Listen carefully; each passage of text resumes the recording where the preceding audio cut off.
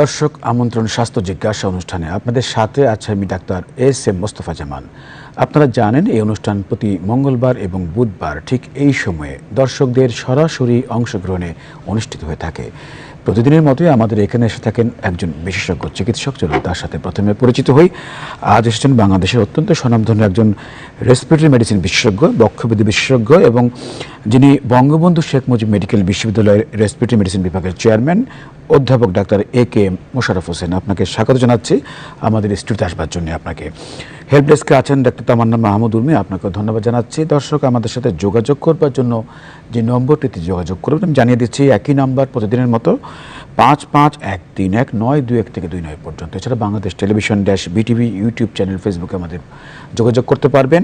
এই অনুষ্ঠান BTV world Chittagong কেন্দ্র, ফেসবুক, ইউটিউব এবং বিটিভি অ্যাপসে একযোগে সম্প্রচারিত হচ্ছে। যারা ফেসবুকে প্রশ্ন করবেন নিজস্ব আইডি থেকে প্রশ্ন করবেন, যারা টেলিফোন করবেন আপনারা দয়া করে টিভি সেটের ভলিউমটি কমিয়ে প্রশ্ন করবেন। যখন উত্তর শুনবেন তখন আবার ভলিউমটি একটু বাড়িয়ে নিতে পারেন এবং আপনারা আপনাদের প্রশ্নটি এমনভাবে করবেন যাতে করে আমরা আজকের বিষয় থাকতে পারি। আমাদের আজকের বিষয় আমরা সাজিয়েছি বিশেষ করে বক্ষব্যাধি সংক্রান্ত সমস্যা নিয়ে, ফুসফুস অথবা অন্যান্য শ্বাসতন্ত্রের রোগ নিয়ে।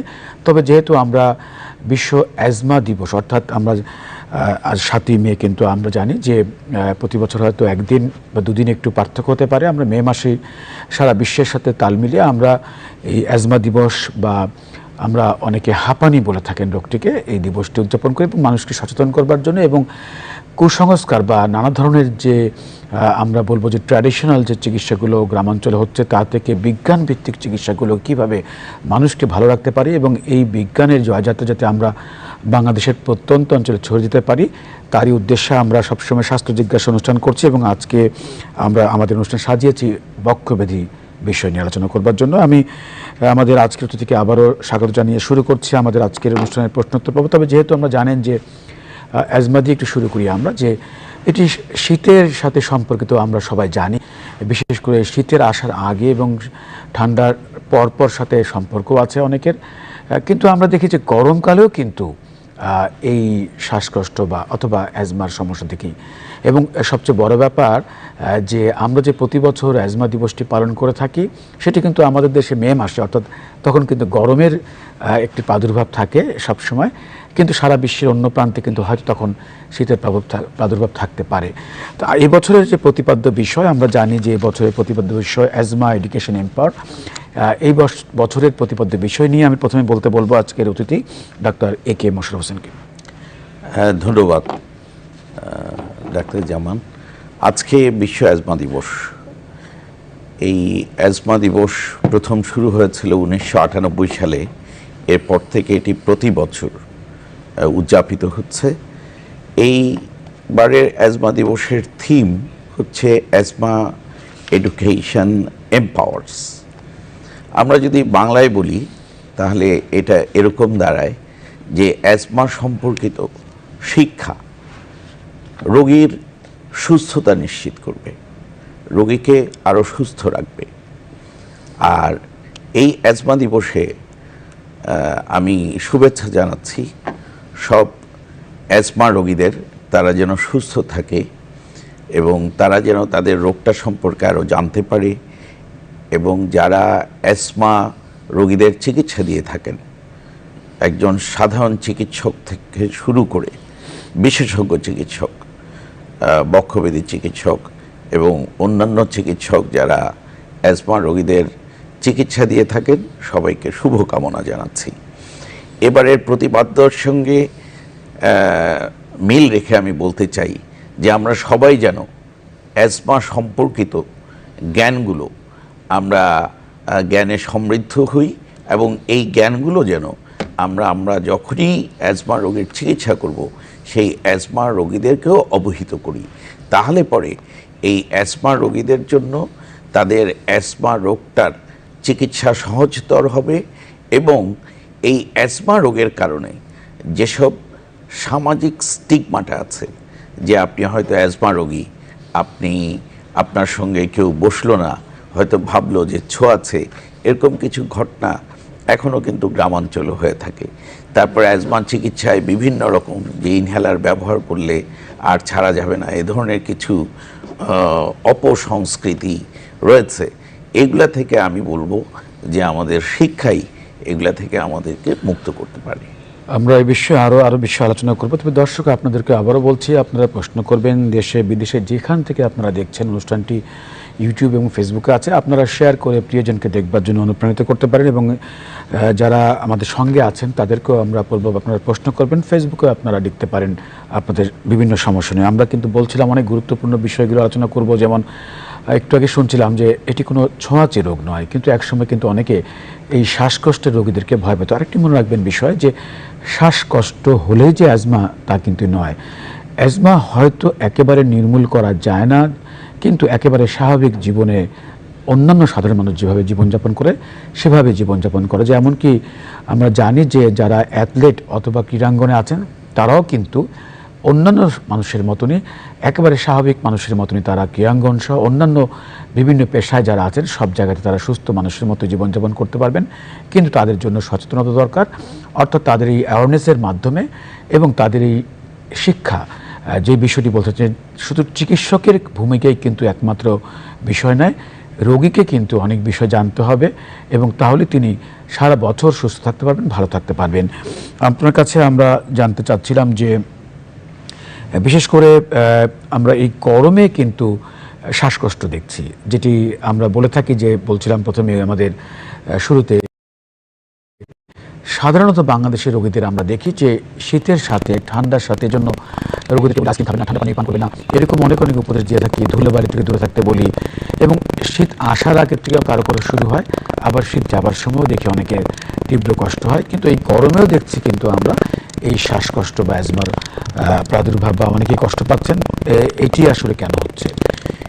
এবারের যেই তাপদাহ, সেই তাপদাহের সময় শুধু অ্যাজমা না, বেশিরভাগ শ্বাসরোগী বেশি অসুস্থ হয়েছে। এর বেশ কিছু কারণ রয়েছে। তার মধ্যে একটি কারণ হচ্ছে যে যদি তিনি যথেষ্ট পানি পান না করেন তাহলে তার শ্বাসনালী কিন্তু শুকিয়ে যাবে। যদি শ্বাসনালী শুকিয়ে যায় তাহলে আমাদের শ্বাসনালীতে যেই জীবাণুগুলো ঢোকে সেই জীবাণুগুলো কিন্তু সহজেই বংশ বিস্তার করে সেখানে জীবাণু সংক্রমণ, প্রদাহ, বিভিন্ন রকমের সমস্যা করতে পারে। এটি একটি। আরেকটি হচ্ছে যে দেখেছি অনেক রোগীরাই এসে বলে যে অনেক গরম থেকে হঠাৎ করে অনেক ঠান্ডা হয়তো পানি খেয়ে ফেলল, ফ্রিজের পানি। এটিও কিন্তু অ্যাজমা রোগীদের জন্য, যে যে হঠাৎ ঠান্ডা, অনেক গরম, দুটোই ক্ষতিকর। তারপরে আরেকটা বিষয় দেখেছি যে যারা অনেক ঘামায়, ঘামানোর পর সেই ঘামটা হয়তো শরীরেই শুকাচ্ছে, তখন শরীরের তাপমাত্রা কিন্তু অনেক নেমে যায়। সেই ক্ষেত্রে কিন্তু তারা এই ফুসফুসের রোগগুলো বেশি ভুগে থাকে। অর্থাৎ আমরা বলছি যে তাদের শ্বাসনালী বা শ্বাসতন্ত্র অত্যন্ত সংবেদনশীল। আবহাওয়ার তারতম্যে যেরকম সমস্যা হয়, বা আমরা দেখেছি গরম বা উষ্ণতার সাথে শীতের যে তারতম্য, হঠাৎ করে, যেমন আপনি বলছিলেন দুটো উদাহরণ দিলেন, একই রকমভাবে অনেকে বাইরে থেকে এসে হঠাৎ করে এসিতে আসলে, অনেকে বাইরে থেকে আসার সঙ্গে সঙ্গে গোসল করেন, অথবা আমরা দেখি যে একটি এসি রুম থেকে হঠাৎ করে অন্য জায়গায় গেলে, অর্থাৎ নানা ধরনের কিছু তারতম্য হলে, এই তারতম্যর সাথে যেমন আবহাওয়ার সাথে সম্পর্ক আছে, অন্যান্য যে আমরা তাপমাত্রা সহ আরও অনেক বিষয় আছে। আমরা অ্যালার্জি নিয়ে আলোচনা করব। বিশেষ করে এই মে মাসে যদিও আমাদের দেশে এই ফুলের সংখ্যা কম, কিন্তু পৃথিবীর অন্য প্রান্তে কিন্তু এই মে মাসে ফুলের সাথে কিন্তু ফুলের রেণু বা পোলেনের সম্পর্ক আছে, অনেক ট্রিগারিং ফ্যাক্টর বলে থাকি, যার কারণে অ্যাজমা হয়তো ভালো আছে রোগী হঠাৎ করে বেড়ে যেতে পারে। এরকম কিছু বিষয় থাকে, এগুলো আমাদের দেশেও আছে। হয়তো কেউ হয়তো পুরোনো বইপত্র ঝাড়ু দিচ্ছেন অথবা ঘর ঝাড়ু দিচ্ছেন, হঠাৎ করে বেড়ে গেল, অথবা একটু পুরোনো বইপত্র ওলট পালট করলো। এরকম অনেক বিষয় আছে। কার্পেট থেকে হতে পারে, পোষা বিড়াল কুকুর হতে পারে তার লোম থেকে। এই যে বিষয়গুলো, কিন্তু অনেকে কিন্তু এটি আসলে ঠিক ভালোভাবে অনুধাবন করতে পারেন না। এই বিষয়ে আপনার কোনো পরামর্শ আছে কিনা? আমি প্রথমে আসি, পরিবেশের প্রসঙ্গে আসি। পরিবেশ তো অবশ্যই একটা গুরুত্বপূর্ণ অবদান রাখে আমাদের অ্যাজমার ক্ষেত্রে। অ্যাজমা যদি আমরা কারণ হিসেবে ধরি তাহলে অ্যাজমার প্রধান কারণ হচ্ছে অ্যাটোপি বা বংশগতি। দেখা যায় যে তাদের এই জন্মগতভাবে রক্তের মধ্যে এক ধরনের অ্যালার্জি থাকে, একটি অ্যান্টিবডি থাকে, আইজি অ্যান্টিবডি। এই অ্যান্টিবডির মাত্রা যদি অনেক বেশি হয় তাহলে তাদেরকে অ্যাটোপি ইন্ডিভিজুয়াল বলে। এই অ্যাটোপি যাদের আছে তাদের অ্যাজমা হওয়ার প্রবণতা বেশি। এবং দেখা যায় যে একটা পরিবারে যদি বাবা মার অ্যাজমা থাকে তাহলে প্রায় অর্ধেক সন্তানদের মধ্যেই অ্যাজমা চলে আসে। এছাড়া আরেকটি বিষয়, অনেকের শ্বাসনালীরা অনেক বেশি সংবেদনশীল। দেখা যায় যে অনেক ধুলোবালির মধ্যে যাদের অ্যাজমা ওরা যেতেই পারে না, আবার যারা সুস্থ থাকে ওদের অত কষ্ট হয় না। তারপরে ধরুন যে ধোঁয়া, গাড়ির ধোঁয়া, তারপরে এই যে চারিদিকে কনস্ট্রাকশন হচ্ছে, সেই কনস্ট্রাকশনের ধুলাবালি, বায়ু দূষণ, এই সব মিলিয়ে এগুলোর মধ্যে কিছু আছে যেটি অ্যাজমার জন্য দায়ী, আবার কিছু আছে আক্রমণের হঠাৎ করে হয়তো অ্যাজমায় আক্রান্ত হয়ে পড়ে। আর এই সময়ে একটি বিষয় আরেকটি লক্ষণীয় যে আমাদের অ্যাডোলেসেন্টরা আপনার কাছে আমরা আসবো। বয়ঃপ্রাপ্তিতে একজন দর্শক আমাদের সাথে যুক্ত হবেন টেলিফোনে। আমরা দর্শকের টেলিফোনের প্রশ্নটি গ্রহণ করছি। দর্শক, পরিচয় দিয়ে প্রশ্ন করুন।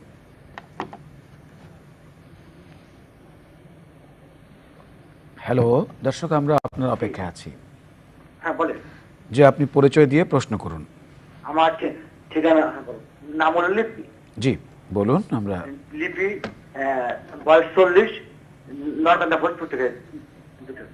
যে প্রশ্ন করুন।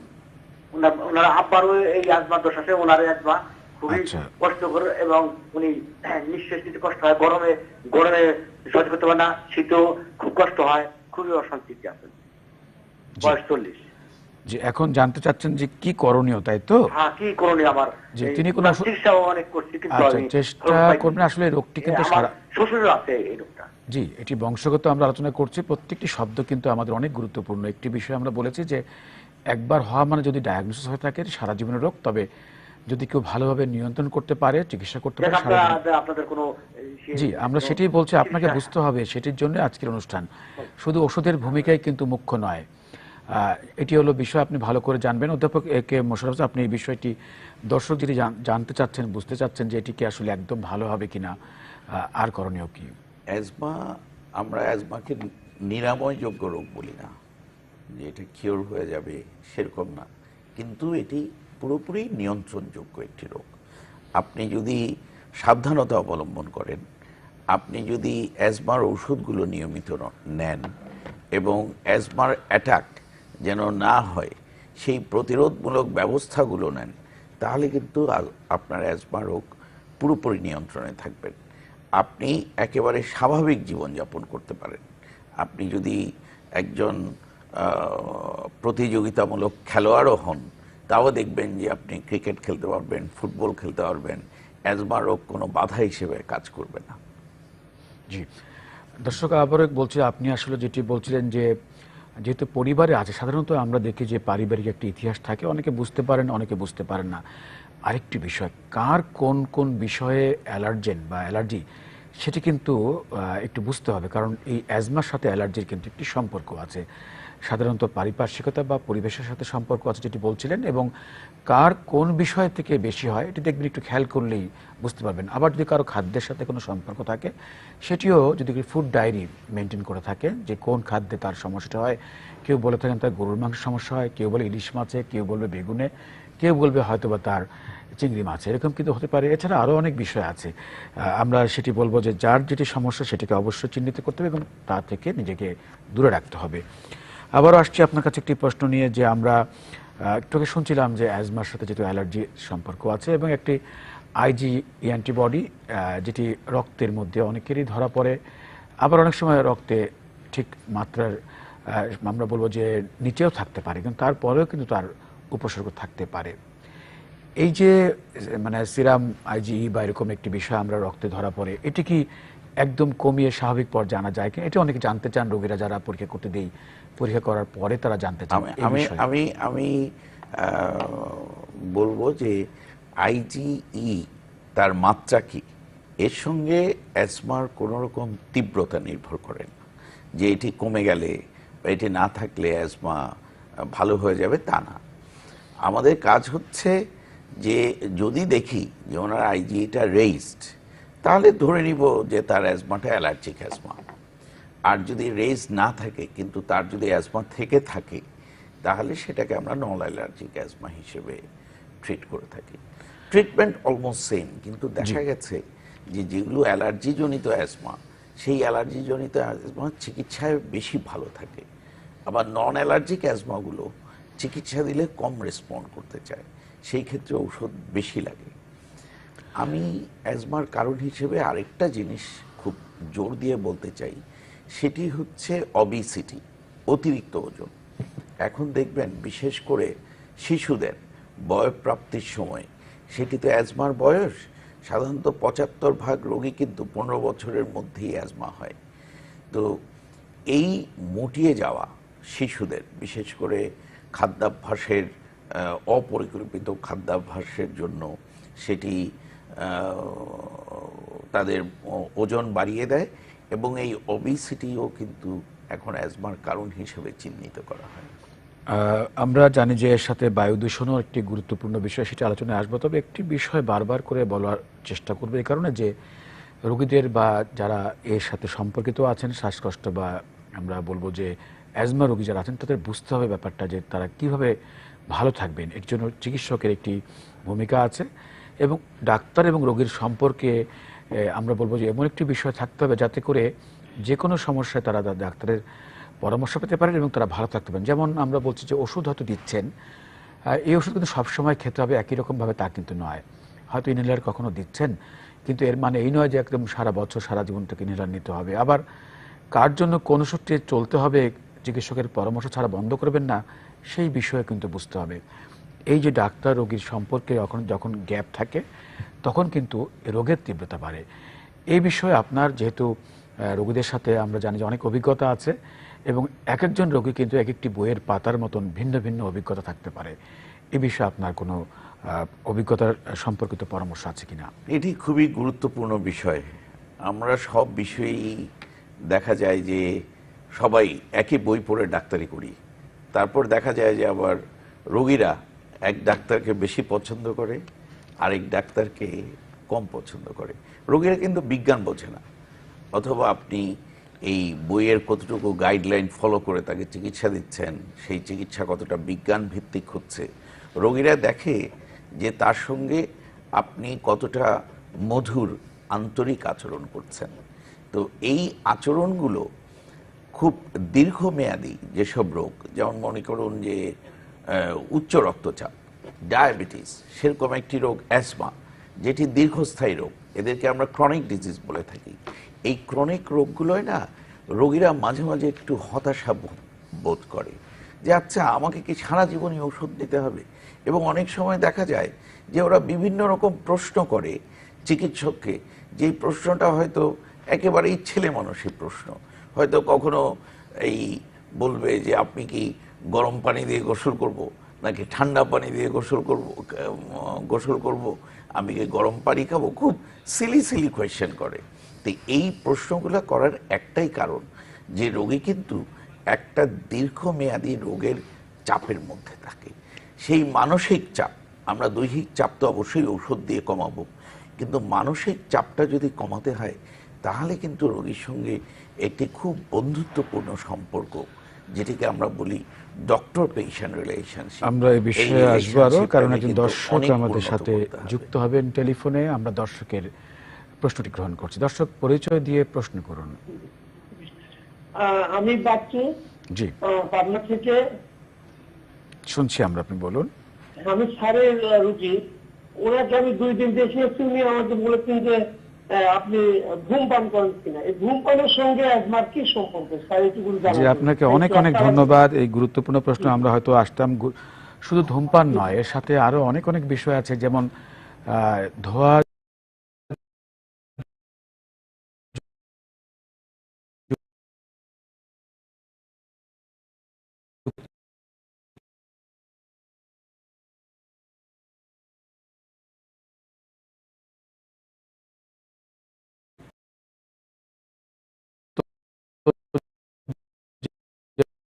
যেমন আবার ধোঁয়ার সাথে কিন্তু যুক্ত আছে তামাকের এবং এই সিগারেটের, অথবা আমরা যেটা বলছেন ধোঁয়া যুক্ত বা ধোঁয়াবিহীন। আপনি একটি খুব চমৎকার প্রশ্ন করেছেন। ধূমপান সরাসরি অ্যাজমা করে না, কিন্তু দেখা গেছে যে যদি কোনো অ্যাজমা রোগী ধূমপান করেন তাহলে তার অ্যাজমার লক্ষণগুলো সহজে সারে না। শুধু তাই না, তিনি দীর্ঘমেয়াদী আরও ধূমপানজনিত কারণ যেমন সিওপিডি, যেটি অ্যাজমার মতোই কিন্তু আরও খারাপ ধরনের একটি অসুখ, সেই অসুখে আক্রান্ত হতে পারে এবং ধূমপানের কারণে ঔষধও ভালো কাজ করে না। শুধু তাই নয়, তিনি নিজে ধূমপান করবেন তা না, তার আশেপাশেও যদি কেউ ধূমপান করে তাহলে কিন্তু অ্যাজমার রোগটা সেটা সহ্য করতে পারে না। আমার কাছে না অনেকে আসে, বিশেষ করে যেমন ধরুন হোস্টেলের ছাত্র আছে, বিভিন্ন হলে থাকে, এক রুমে 2-3 জন করে থাকে, মেসে থাকে, হয়তো দেখা যায় যে একজন অ্যাজমা রোগী আর হয়তো একজন সিগারেট খাচ্ছে। রাতের বেলা সে যখন রুমে এসে সিগারেট খায়, সেই অ্যাজমা রোগী তার নিজের অ্যাজমার অ্যাটাক যেন না হয় সে রুম ছেড়ে বাইরে এসে বসে থাকে। আমি প্রত্যেক ধূমপায়ীকে অনুরোধ করব যে আপনারা নিজের স্বার্থে আপনি ধূমপান ত্যাগ করুন এবং আপনার এই ধূমপান কারণে আপনার আশেপাশে বা আপনার রুমমেট বা আপনার অফিসমেট, কলিগ যারা আছেন তারা যেন কষ্ট না পান, এই জিনিসটা আপনারা একটু লক্ষ্য রাখবেন। দর্শকদের আরো প্রশ্ন চাচ্ছি। আমরা সবসময় বলি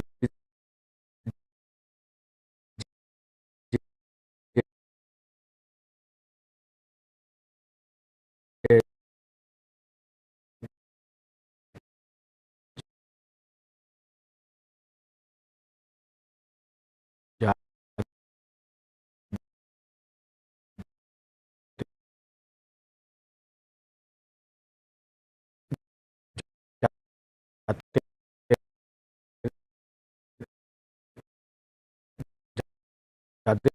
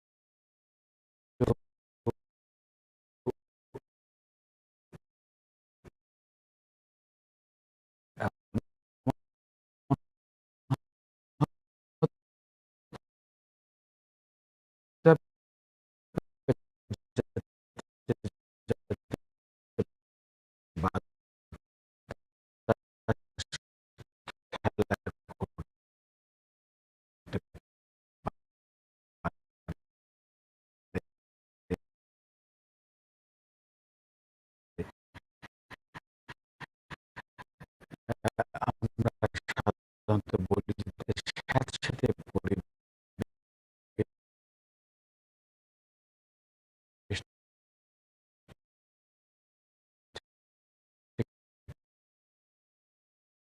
থেকে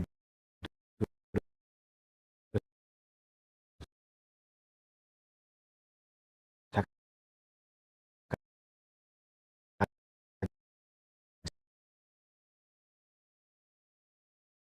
যায়।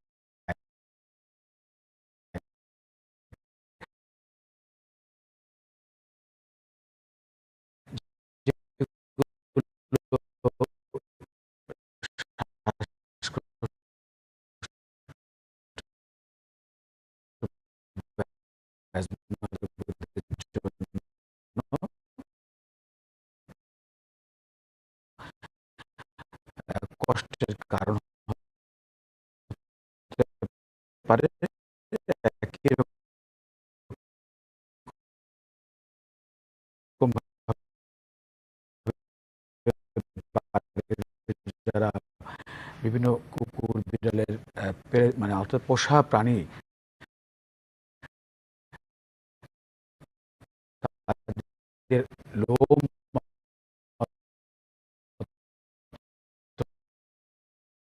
অথবা থেকে কিন্তু সমস্যা বাড়তে পারে, কার্পেট থেকে সমস্যা বাড়তে পারে। এরকম অনেক অনেক বিষয় আছে।